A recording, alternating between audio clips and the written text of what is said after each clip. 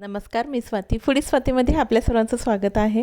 आजची रेसिपी ती म्हणजे गरमागरम आज आपण उपमा बनवणार आहोत. उपमा अगदी साधा आणि सिंपल आपल्याला वाटत असेल, पण बनवण्याची वेगवेगळी टेक्निक असते. तर ह्या पद्धतीने जर बनवला ना अगदी हेल्दी असेल, वेट लॉससाठी पण आपण अगदी हा उपमा जो आहे तो रोज ट्राय करू शकता. तर त्यासाठी मी इथे सर्वात आधी रवा भाजून घेतला. भाजल्यानंतर आपल्याला तेल घालायचे. तेल घातल्या जर आपण तूप घालत आवडत असेल तर तूप पण घालू शकतात.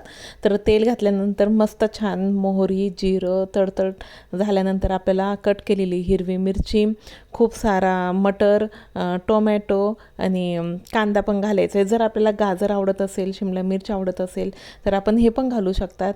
हे छान मीठ थोडंसं घालून मी परतून घेतलं. त्याच्यानंतर कढीपत्ता घातला आणि थोडीशी कोथिंबीर घातली, थोडीशी हळद घातली आणि छान असं त्याला परतून घेतलं. परतून घेतल्यानंतर आपल्याला भाजलेला रवा त्यामध्ये घालून घ्यायचा आहे. एका साईडला पाणी गरम करून घ्यायचं आहे. जर पाणी गरम करेल नसेल तर आधी पाणी सोडून नंतर रवा घालून घ्यायचा आहे आणि छान असं मिक्स करून आपल्याला उकळतं पाणी त्याच्यामध्ये सोडून द्यायचं आहे. चवीनुसार मीठ घालायचं आहे, वरून कोथिंबीर घालायची आहे. जर आपल्याला उडदाची डाळ आवडत असेल ना तर तेलामध्ये ती पण घालू शकतात.